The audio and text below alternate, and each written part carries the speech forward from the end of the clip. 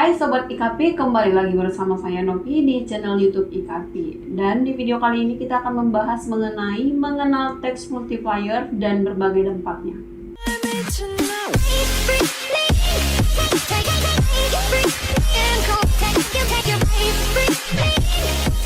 Penting untuk diketahui sebelumnya bahwa pertumbuhan ekonomi di Indonesia pada saat ini dipengaruhi karena begitu banyak faktor, salah satunya adalah PDB atau Produk Domestik Bruto. Dengan adanya tingkat kenaikan PDB yang tinggi, maka jumlah produksi di negara tersebut akan semakin tinggi pula, yang mana artinya adalah daya beli masyarakat pada suatu negara tersebut akan meningkat.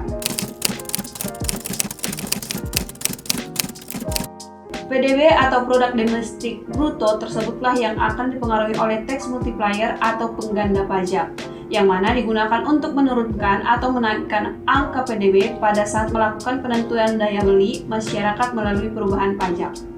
Tax multiplier ini adalah salah satu bagian dari multiplier effect, yang mana merupakan dampak dari munculnya sebuah tindakan yang terjadi.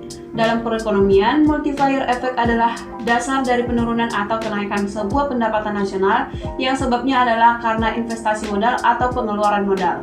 Tentu saja, hal tersebut akan dipergunakan negara untuk melakukan perumusan kebijakan fiskal sebagai penyeimbang produk domestik bruto supaya tetap bisa meningkat.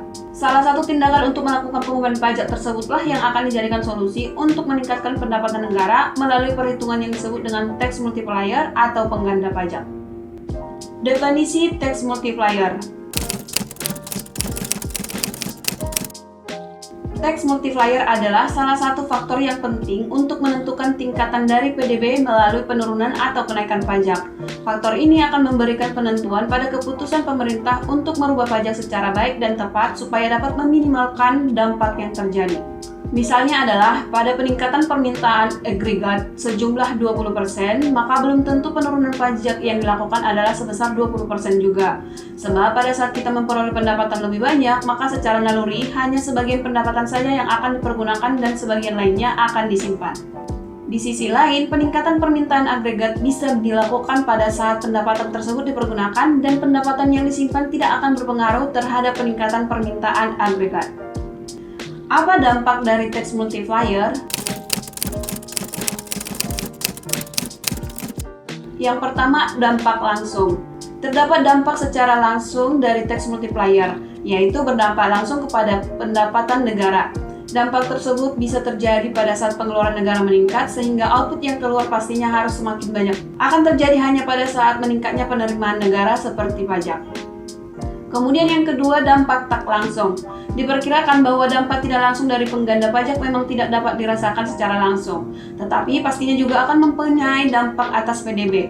Sebagai contohnya adalah pendapatan lebih yang didapat oleh pemerintah dari pemanfaatan SDA yang akan dan tetap dipergunakan sebagai pengelolaan sektor yang lain.